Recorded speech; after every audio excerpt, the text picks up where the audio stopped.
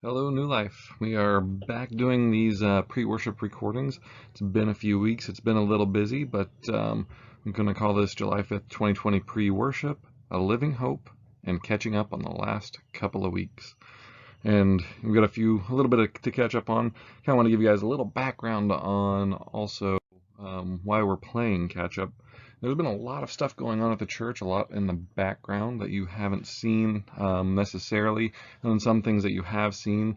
And you may have noticed online that it's changed a little bit week to week as we've been trying to make improvements, trying to figure things out, trying to make the overall service in person and online as we navigate through this this time of the COVID crisis and everything else going on. So a few of the things that have been going on, we've upgraded a lot of different hardware. We've upgraded a few different services and a few different things in the background. Like I said, these are things that you're probably not going to see.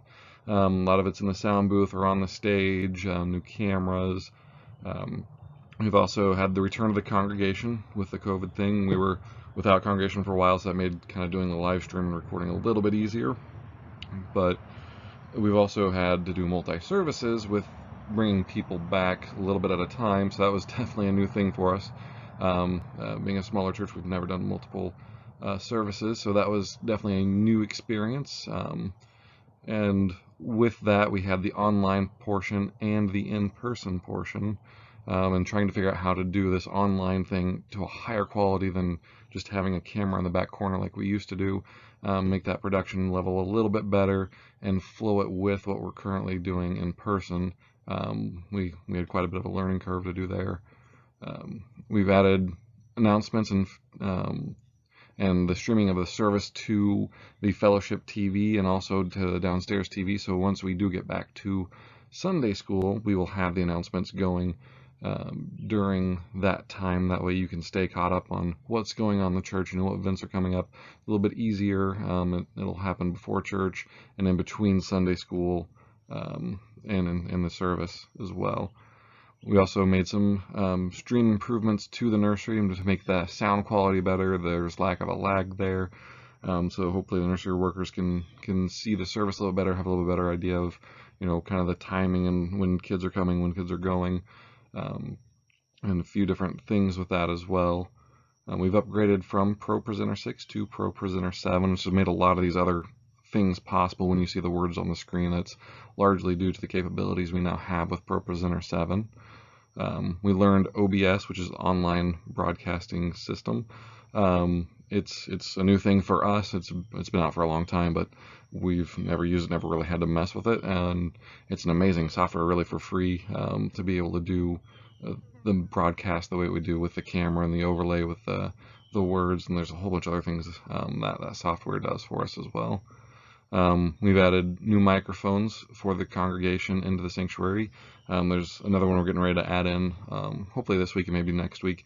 That way you guys can hear the congregation singing online. It kind of makes it feel more like you're there, and that's our goal, is to try to make it feel as much as we can like you're present in the sanctuary with us when you're online.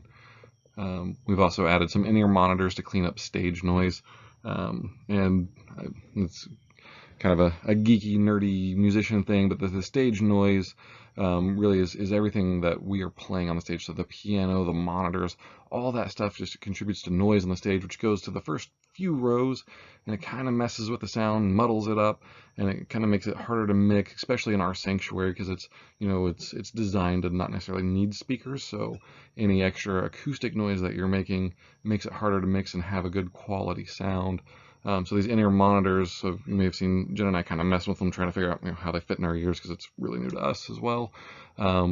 Those are a needed addition to help try to make the online broadcast a little bit better, make us be able to hear ourselves a little bit better on the stage as well, without muddying up what you guys are hearing and experiencing out in the sanctuary.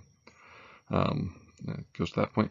And we threw about a million different things at RJ. RJ has been amazing throughout this process. He's been able to go with all the punches, all the new softwares. He's helped me mount the cameras, run cables. Really couldn't have done all of that without RJ. All being said, this is your opportunity. Tell us what you like. In the comment section, tell us what you like. Shoot us a note through our Facebook page. or just stop us after church and say, hey, these things are working, or something along those lines. We really do appreciate the feedback that we get, and honestly, any comments on here help other people see this so they can see what's going on and what we're doing as well. So tell us what you